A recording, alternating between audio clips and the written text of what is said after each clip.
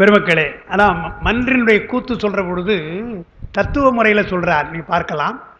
பொதுவாகவே கூத்தபிரான் என்று சொல்கிற பொழுது அதையே நம்ம நிறைய விளக்கியிருக்கிறோம். பல வகையாக திருமுறையிலும் சரி சாத்திரங்களையும் வேடிக்கையாக சொல்லுவாங்க. அவன் கூத்தாடினாலும் எங்களுக்கு பிரான் என்று கூத்தபிரான் சொல்லுவான். கூத்தபிரான்னா ஆமாம் ஆடுறான், ஆட்டமே கூத்தாடி இல்லையா, அவன் கூத்தாடி தான், சுடுகாட்டில் ஆடட்டும், எதுவாக இருந்தானா எங்களுக்கு பிரான் என்று தான்.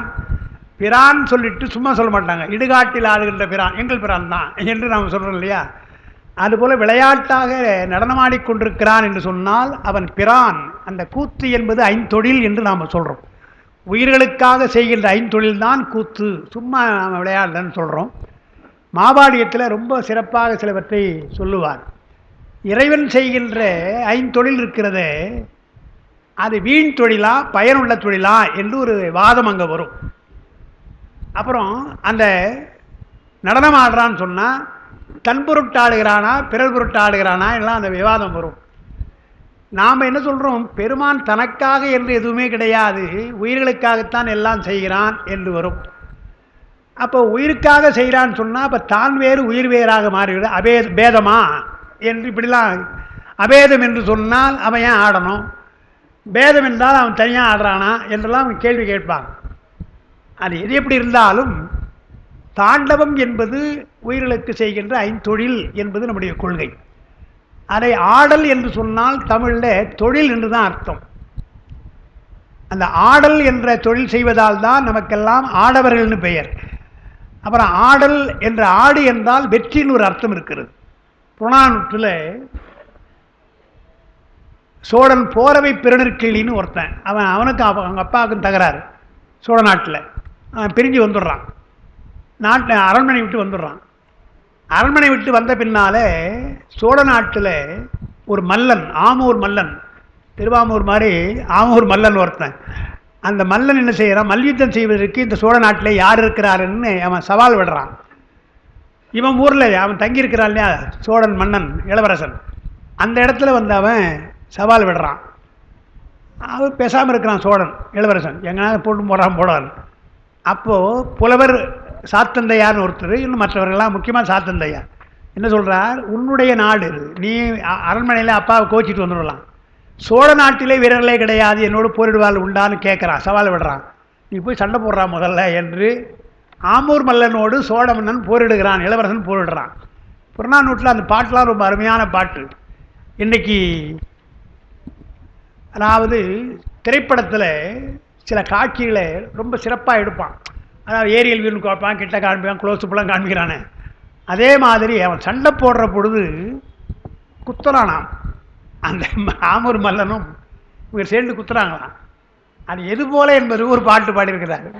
எப்படின்னு சொன்னால், மாலை நேரம் வந்து விட்டது, நாளைக்கு விழா, ஊரில் நகரத்தில் விழா நடக்கிறது. அந்த விழாவுக்கு கொண்டு போய் தான் செய்கின்ற கட்டில், கயிற்று கட்டில், அந்த கயிற்று கட்டில் விற்கணும். அதை அவன் செய்கிறான். மனைவிக்கு பிரசவ காலம், எனவே ரொம்ப இம்பார்ட்டண்ட்டாக பணம் வேண்டும். அதுக்காக இதை நாளைக்கு விட்டால் நேரம் கிடையாது, பிரசவம் வந்துடலாம். அந்த மாதிரி அவசரத்தில் எப்படி அந்த ஊசியை அந்த சணலை வைத்து வேகமாக நெய்வானோ சேர்த்து அதுபோல் குத்துறான்றாங்க இல்லையா. அந்த பஞ்சிங் இருக்குல்ல, அது எது போல என்றால் கயிறு நினைக்கின்ற நெசவன் போலன்னு வரும். அந்த நெசவாளி இழுத்து ஊசி இழுக்கிறாள் இல்லையா, ஊசி நூல், அதுபோல் வேகமாகன்னு வருது. அது ஒரு அழகான உவமை. அதே போல் சாத்தந்தையார் பாடுறார். அந்த ஆமூர் மல்லனை அடித்து தாய்க்கிறான். சாய்த்து என்ன பண்ணுறான், கீழே விழுந்துடுறான். அந்த இளவரசன் போரவை பிறனிற்கிள்ளி தன்னுடைய கால், அந்த காலை அவன் கழுத்து மேலே வச்சு அந்த கையை திருவுறான். ஐயோன்னு கத்துறான்.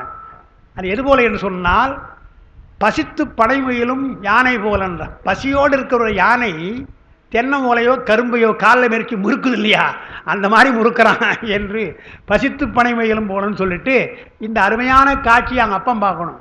ஏன்னா சண்டை போட்டு அங்கேறான், விரோதப்பட்டு அங்கே கிடக்கிறான். தந்தை பார்த்தாலும் பார்க்கவில்லை என்றாலும் இவ்வளோ அழகாக சண்டை போடுறானே, இப்பொழுதாவது உனக்கு பகை தீரட்டு, வந்து பாடுறா அவங்க பையன் அப்படி சண்டை போடுறான்னு அப்படி பாடுறார். அதனால புறநானூறு போன்ற பாடலாம் அந்த காட்சியை அப்படியே காட்டுறது என்று பார்க்கும்.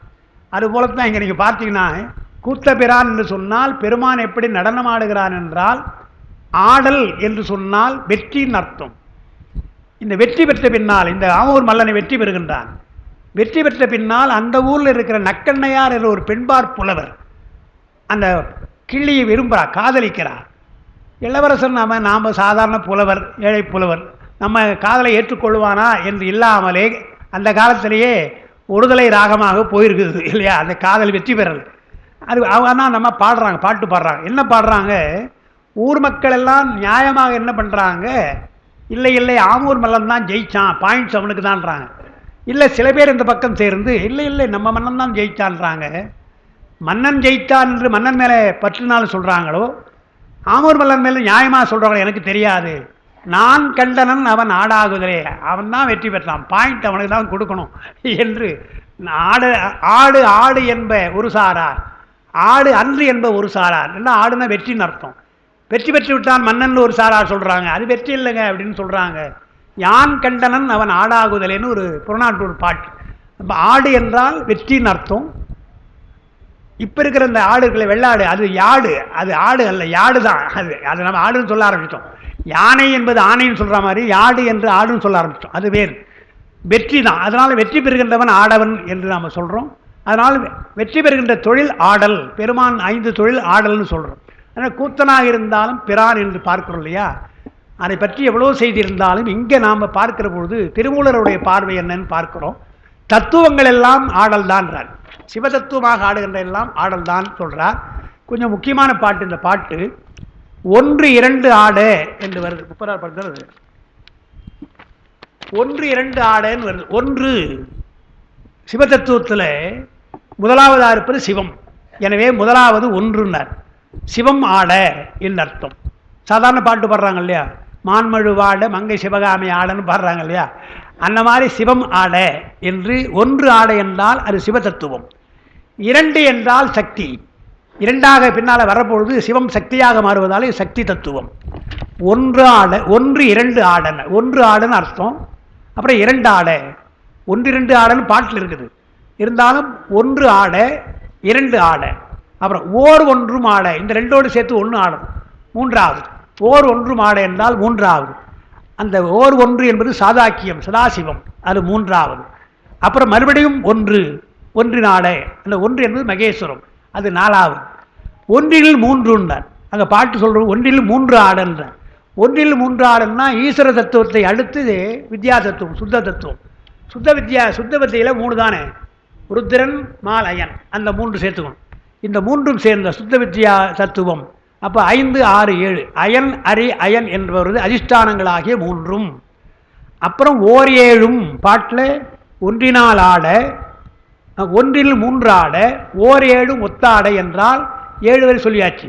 அதாவது சிவம் சக்தி சதாசிவம் மகேஸ்வரம் மற்றும் சொல்கிற வித்யேஸ்வரன், வித்யேஸ்வரத்தில் 3 4 3 7 7 ஆட இந்த 7ம். அப்புறம் 9ன்ற 1 ஆட ஓர் 9 ஆட என்று சொன்னால் அந்த 9 என்பது அங்கே சிவத்தத்துவம் சொல்கிற பொழுது லயம் போகம் லயம் லயசிவம் என்று வைத்து சக்தி தத்துவம் லயம் என்றும் சிவதத்துவம் சிவம் என்று வைத்துட்டு சிவத்திற்கு நேராக நாதம்னு சொல்லுவோம், சக்திக்கு நேராக விந்துன்னு சொல்லுவோம். அந்த நாத விந்து சேர்த்துக்கிறது உள்ள சிவத்துக்குள்ள அடங்கியது தான்.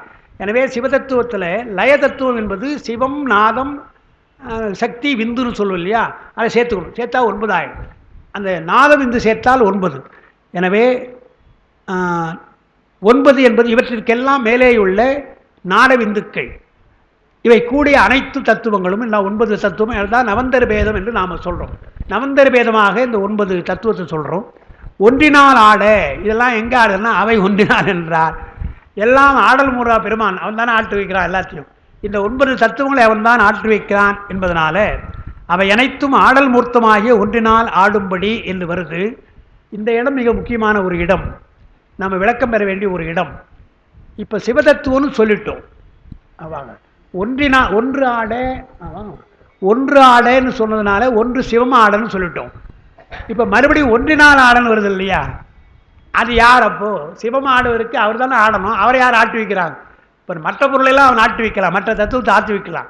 சிவம் ஒரு தத்துவம் அல்லவா, அந்த சிவதத்துவத்தையும் இயக்குவது என்பது சிவன் தான் என்று, அது வேறு சிவன் என்று நாம் தெரிஞ்சுக்கணும். அதனால் சிவம் என்று சிவதத்துவத்தில் வருகின்ற சிவம் வேறு, இதையெல்லாம் கடந்திருக்கிற பரசிவம் என்பது வேறு என்று நாம் சொல்கிறோம் இல்லையா? அதுதாங்க சொல்கிறார். அந்த 9 தத்துவத்தில் சிவம் ஒரு தத்துவம் தான்.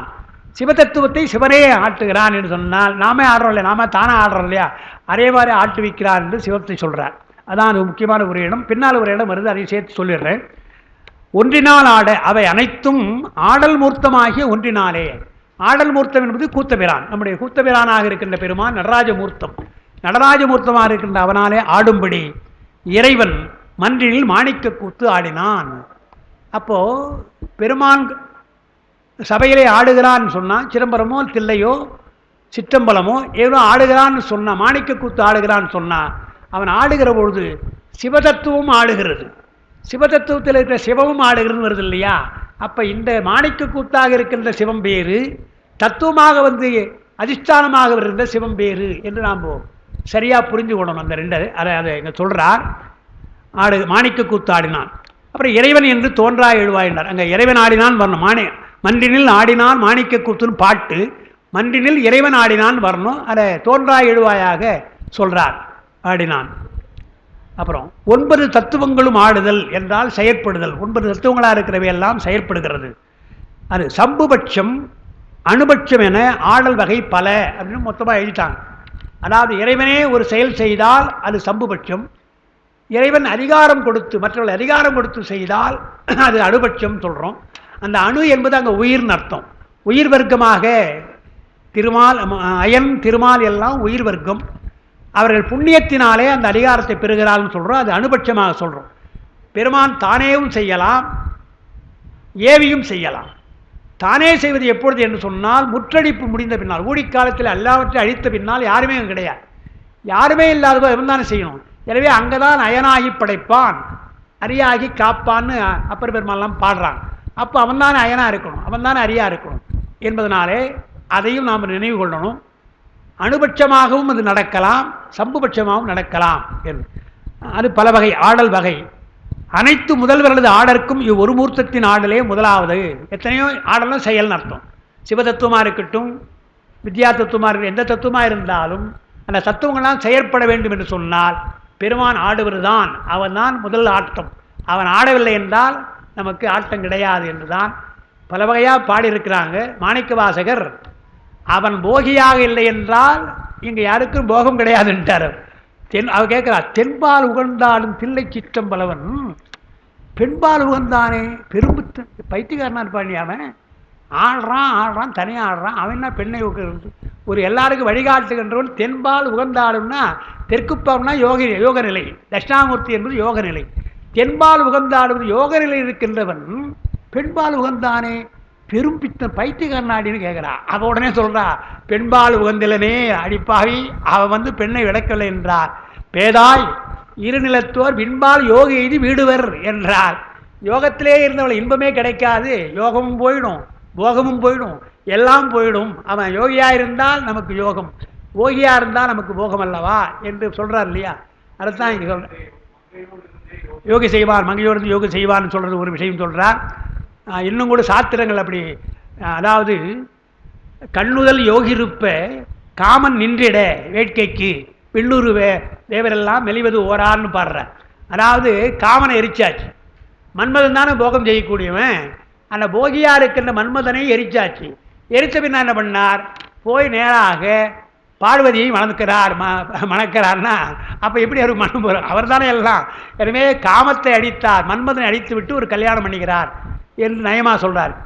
கண்ணுதல் யோகி இருப்ப காமன் நின்றிட எல்லாம் வெளிலெல்லாம் போட்டான். ஒன்று என்னடா பண்ணுறதுன்னு தெரியாமல் நிற்கிறான். அவர் போகிறாருன்னா அவரை பற்றி கவலைப்படாமல் மனம் கொள்ளுகிறார் என்றார். மன்மதனாலே அவர் போகியாக ஆகவில்லை, அவர்தான் போகி, அவர் தான் யோகி என்று அங்கே சொல்கிறாங்க. அதான் மங்கையோடு இருந்து யோகு செய்வான் என்றும் சொல்கிறாங்க. அதனால் இங்கே அனைத்து முதல்வர்களுக்கும் ஆடருக்கும் இதுதான் முதல் காரணம். மாணிக்கம் இங்கே எழுதுகிறாங்க, அதான் முக்கியம். மகேஸ்வர மூர்த்தங்களில் ஒன்றாக எண்ணப்பட்ட வடிவத்தை உடைய கூத்தபிரானின் வேறாய். மகேஸ்வர மூர்த்தங்கள் 25 மகேஸ்வர மூர்த்தத்தில் நடராஜமூர்த்தம் சொல்கிறோம். அந்த மூர்த்தம் வேறு. நடராஜமூர்த்தம் ஆட்டுவித்தால் யாரொரு ஆடாதாரை என்று அவன் ஆட்டுவிக்கிறான், அது நடராஜன். சிவதத்துவத்திலே ஆடுகிறான். ஆடல் என்பது வேறு, ஆட்டுவிப்பது என்பது வேறு. எனவே மகேஸ்வர மூர்த்தங்கள் இருக்கிற நடராஜன் ஆட்டுவிக்கின்ற நடராஜன் மூர்த்தங்கள்ல என்று பார்த்தால் சிவதத்துவத்தில் இருக்கிற அவன் வேறு. மகேஸ்வர மூர்த்தங்களில் ஒன்றாக எண்ணப்படுகின்ற வடிவத்தை உடைய கூத்தப்பிரானின் வேறாய் சிவதத்துவத்தில் லயநிலையில் லயசிவன் சொல்றோம் இல்லையா, சிவதத்துவத்தில் லயநிலையில் இருக்கும் கூத்தப்பிரான் ஒருவர் உள்ளார். இப்ப சொன்ன இல்லையா ஒருவர் உள்ளார் என மகுடாகமம் ஆகமத்தில் அது விளக்கமாக சொல்லப்படுகிறது. மகுடாகமத்தில் வருதுன்றாங்க. ரொம்ப நாளைக்கு முன்னே எழுத ஒரு நூல், யாழ்ப்பாணத்து நூல் நான் வாங்கி கொண்டு வச்சிருக்கிறேன். ரொம்ப பழசா இருந்தால் அப்புறம் புதுசாக வந்திருக்குது. சிவதாண்டேஸ்வரம் என்று ஒன்று எழுதியிருக்கிறாங்க. சிவதாண்டேஸ்வரம் என்று ஒன்று எழுதியிருக்கிறாங்க. அதில் இந்த விஷயங்கள்லாம் ரொம்ப விளக்குறாங்க. யாழ்ப்பாணம் மகுடாகமம் கூறுகின்றது. அப்புறம் இவர் இருக்கும் இடம், இப்போ சொல்லுகின்ற இந்த மகேஸ்வரமூர்த்தம் இருக்கின்ற இடமே இருக்கு வேதத்தில் சொல்லப்பட்ட பரவியோகமாகும். பரவியோகம் என்பதுதான் என்று மகுடாகமத்தில் சொல்லப்படுகிறது. ரிக்வேதத்திலும் சொல்லப்படுகிறது. பிருகதாரண்ய உபநிடத்திலும் கூட இருதய ஆகாசம் சொல்றேன், சகராகாசம் சொல்றோம் இல்லையா, சகராகாசம் என்பது எதைத்தான் சொல்லுகிறார். நீங்க சிவதத்துவத்தை சொல்லலன்றார், தாண்டவேஸ்வரத்தான் சொல்லுகிறார் சகராசம் என்பதுவாம் எனவும், இதுவே தமிழில் திருச்சிற்றம்பலம் எனப்படுகிறது. திருச்சிற்றம்பலம் அதைத்தான் சொல்லுகிறார் எனவும், இதனால் மேற்கூறிய இடங்களில் முறையே பிரபஞ்ச அத்தியட்சகர் வடமொழி எழுதுறாங்க. பிரபந்த அத்தியட்சகர் என்றால் உலகத்தை இயக்குகின்றவர் அர்த்தம். அத்தியட்சகர் என்றும் ஈஸ்வரார் என்றும் சொல்லப்பட்டவர் அவர் சிவதத்துவ தாண்டவேஸ்வரர் தான். சிவதத்துவ தாண்டவேஸ்வரர் தான் இவர் இருக்கிறார் என்று, சிவதத்துவ இருக்கின்றவர் வேறு, சிவதத்துவத்தை இயக்குகின்ற தாண்டவேஸ்வரர் வேறு என்று, கூத்தபிரான் வேறு என்று வைத்துக்கணும் கொள்ளப்படும். அதனால் இங்கு மன்று என்று சொல்லப்படுவது பரவியோமம். அதனால்தான் சேக்கிழார் பெருமான் தில்லவேழந்தரில் 2 பாட்டு பாடுறார். இப்போ அடிக்கடி பாடுற கற்பனை கடந்த சோதி என்பதும் பாடுறார், ஆதியாய் நடுவுமாகி என்றும் பாடுறார். அப்போ ஆதியாய் நடுவுமாகி என்ற பாட்டில் சோதியாக இருக்கிறான், தோன்றிய பொருளாக இருக்கிறான்னு சொல்லிட்டு போதியான் என்ற தில்லை பொது நடம்ன்றார். அது தில்லை பொது நடம் என்பது நமக்காக பெருமான் இங்கே ஆடுகின்ற ஆலயம் அல்லது அம்பலம். ஆனால் அடுத்து பாடுற பாட்டு இருக்கு இல்லையா, சிற்பரவியோமமாகும்னு ஒரு வரி வருது இல்லையா, அது பரவியோமம் என்று சொல்ல கற்பனை கடந்த சூழல். அது சிற்பரவியோமன்றது 2வது பாட்டு பாடுறார். அதுதான் இங்கே சொல்கிற விஷயம். பரவியோமம் என்பது திருச்சிற்றம்பலம் என்றும், பொது தில்லை என்பது இப்போ நாம் பார்க்கிற தில்லை என்று பார்க்கிறோம். அதனால் இங்கு மன்று என்பது திருச்சிற்றம்பலம் எனப்பட்டது. பரவியோமமும் அதன்கண் ஆடுவார் சிவதத்துவ தாண்டவேஸ்வரர் தான். அவர்தான் சிவதத்துவத்தையே ஆட்டுகின்ற தாண்டவேஸ்வரர் என்பது கொள்ள வேண்டும்.